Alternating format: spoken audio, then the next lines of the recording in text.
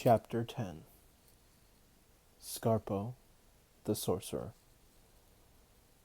Grandma Bone's three sisters were usually entertained in the tidy room across the hall, but today, here they were, sitting around the table and swapping the normally cozy kitchen with their dreadful dark clothes and sour faces. They had draped their black coats across the chairs and dumped their large black bags on the dresser. There was half-eaten cake oozing cream on the table, and the room smelled of stale buns and old lavender. Charlie tried to make the best of things. "Hello, aunties," he said cheerfully. "What's a surprise?" "What a surprise." "I'm surprised your mother lets you out so late," said Aunt Lucretia. "Where have you been?" "Where's Mom?" said Charlie, looking around. "Where's Mum? Where's my mummy?" said Aunt Eustacia in a silly voice. Charlie looked at the cake. No one offered him a slice. "Your mother is out," said Grandma Bone. "Where?" "Dearie me, we are in a state about our mummy, aren't we?" cooed Venetia, the youngest and most deadly of the sisters. "I'm not in a state," said Charlie indignantly. "It's just I'm surprised that she's not here." "She's gone to the theater," said Grandma Bone. "She's had 2 free tickets to see Divine Drums. Naturally, she wanted to take you, but you weren't here, were you?" "She didn't say anything about tickets to me," said Charlie. "Where did they come from?" "We don't know everything about your mom, do we?" said Aunt Eustacia. "She's probably got them from her boyfriend." "She hasn't got a boyfriend," said Charlie. "How do you know?" said Aunt Venetia, patting her hair, which was coiled above her head like a black serpent. "She's still a young woman." "She doesn't need a boyfriend," said Charlie, "because my dad's still alive." Icy silence descended on the kitchen. The 4 sisters stiffened. Their mouths tightened into grim, dark lines. Grandma Bones said, "Why do you persist in this nonsense, boy? Your father died. We had a funeral." "But there was no body," said Charlie. He turned to leave, but all 4 sisters shouted, "Stop!" Taken by surprise, Charlie did stop. "You haven't told us about Henry," said Grandma Bone. "There's nothing to tell," said Charlie. "You're a very stupid boy," said Matron Lucretia.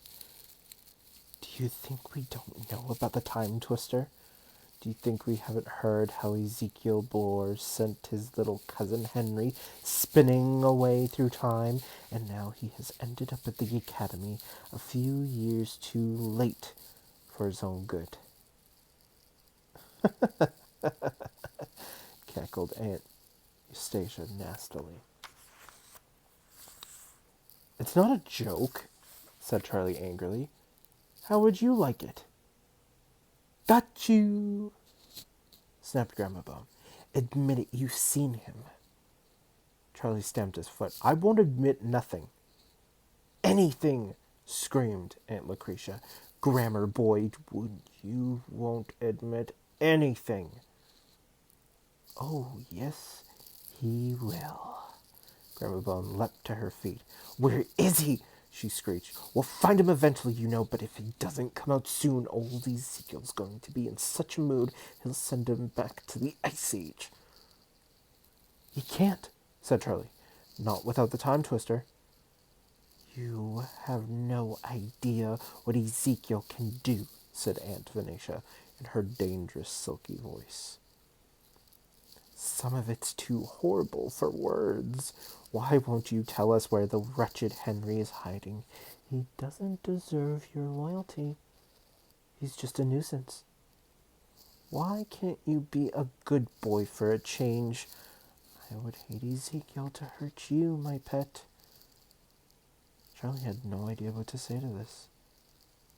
Aunt Venetia always managed to catch him off guard by being nice. Luckily, the door opened and Uncle Peyton looked in. "What was all that noise?" said Peyton. "I can't hear myself think." "Thoughts are supposed to be silent," said Eustacia, with a giggle. "Don't be silly," said Peyton. "Be so good as to turn down the volume. My work has reached a very critical stage. I can't have my concentration ruined by a gaggle of screeching geese." "Screeching?" screeched Aunt Lucretia. In a more reasonable tone, Grandma Bones said, "We're interrogating Charlie about something of vital importance." "Well, I need him for something more important," said Peyton. "Come along, Charlie." Charlie sprang gratefully towards his uncle, but Grandma Bone hadn't finished. "The boy stays here," she said, "until we've got the truth out of him." Uncle Peyton sighed. He directed his gaze towards the lamp hanging over the table.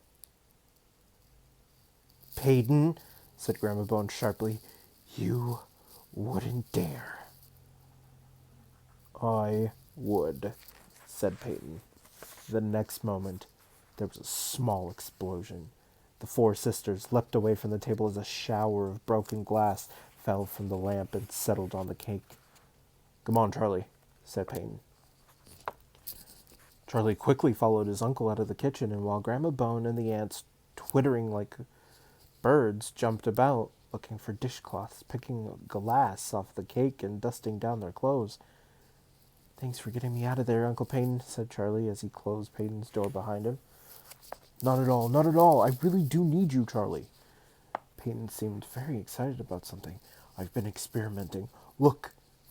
He took a book from his desk, opened it, and began to read. Still reading, he walked to the switch by the door and turned on the light that hung at the center of the room. Expecting the light to shatter, Charlie ducked. But nothing happened. "I thought you took all the light bulbs out of your room," said Charlie. So I did, Peyton murmured, still intent on his reading. "But I've put one back." "So what's going on?" said Charlie. "Turn the light off, dear boy," said Peyton. "I can't talk and concentrate on my book at the same time." Mystified, Charlie turned the light off. His uncle's room was once again bathed in the soft glow of the oil lamp on his desk. "So, Charlie, are you surprised the light bulb didn't break?" asked Peyton. "Well, yeah," said Charlie. "But then, you don't always break them, do you? Not if you're kind of relaxed." "Exactly." Peyton gave a huge sigh of satisfaction. "When my mind's switched off," he laughed, "if you'll excuse the pun. When my thoughts are elsewhere, as it were, I'm less prone to accidents of the electrical kind. So I decided if I read a very engrossing book while in the presence of an electrified light bulb, the bulb might not shatter." "I see," Charlie said slowly. "That's very interesting, Uncle Peyton." "More than interesting, dear boy. It worked. It's a damn miracle." Peyton beamed with triumph. "I can go out in daylight if I'm reading a book. I can walk past lighted shop windows. I can walk near traffic lights without breaking them. Perhaps I can even enter a coffee shop if I'm reading." Charlie could see drawbacks to his uncle's plan. It would be dangerous for Peyton to wander through the city streets, not seeing where he was going. It could be a bit dodgy, he said. "You might get run over." "That's where you come in, Charlie. If you were with me, you could see the pitfalls. I thought tomorrow we might take a walk in the direction of the cathedral, just to test my theory." "I take it that you mean the direction of Ingledew's bookshop," said Charlie. His uncle went pink, especially round the ears. He gave a small cough and said, uh, I can't deny it. Miss Ingledew has been much in my thoughts. I feel that if she were to see me walking about in daylight, she wouldn't think of me as such a freak. She doesn't think you're a freak, Uncle. It's just that trying to be a mom to Emma is using up all her energy. Payne gave a huge sigh and shook his head. No, Charlie, she's wary of me. And who could blame her? Okay, tomorrow we'll take a walk to Ingledew's, said Charlie, a little reluctant to be drawn away from the things on his mind. Thank you, Charlie. The telephone in the hall began to ring. I wonder if that's for me, muttered Charlie.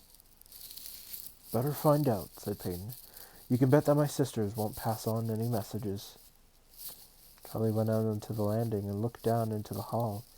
He was just in time to see Grandma Bone pick up the receiver and shout, He's not here! And bang it down. Was that for me? Asked Charlie. Grandma Bone glared up at him. Of course not, she said. Who do you think you are? I live here, said Charlie, and it's just possible my friends might want to talk to me. Huh, snorted Grandma Bone. The Ubeam aunts emerged from the kitchen. They were still brushing down their coats and patting their heads. There's a bit, cried Venetia, grabbing a lock of Eustatia's grey hair. Eustacia yelled, Get it out! Get it out! Unfortunately, Aunt Lucretia looked up and saw Charlie smiling. You can wipe that grin off your face, she said. We haven't finished with you yet. The three sisters trooped out the house and then stood on the steps, whispering to Grandma Bone. The telephone rang again, and this time Charlie swooped down the stairs and picked up the receiver before Grandma Bone could get to it. Hi. Is that you, Charlie? It was Gabriel. Yes, said Charlie cautiously. A nasty voice told me you weren't there, but I didn't believe it. My grandma, said Charlie in the same tone. Grandma Bone closed the front door and stood watching Charlie. Is she there? Asked Gabriel.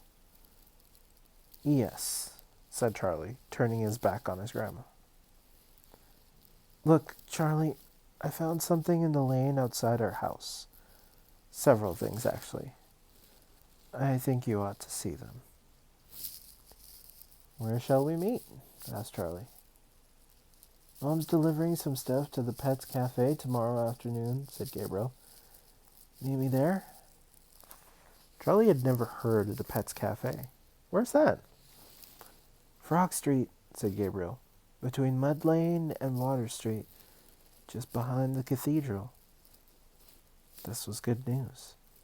I'm going there with my uncle, said Charlie. Can I bring him? Sure. Is it your glass-breaking uncle? He's brilliant. It is. Great. Got to go now. See you tomorrow about 3 o'clock. Ouch! Gerbil bit me. Bye. There was a loud clunk. It sounded as if Gabriel had dropped the phone. When Charlie looked around, Grandma Bone had gone. He peeped into the kitchen. She wasn't there, so Charlie made himself a quick snack and sat down. The table had been cleared of broken glass, but something lay where the cake had been. A small picture, placed face down. Charlie guessed that it had been left there on the purpose, and knowing his aunts, he was sure that it was a trick. But what sort of trick? He concentrated on his food, refusing to look at the picture, and then he began to wonder if it really was a trick. Gradually, Charlie's gaze was drawn to the dark panel at the back of the picture. He looked very old. The wood was cracked and covered with tiny wormholes. The screws were rusty and the string had broken.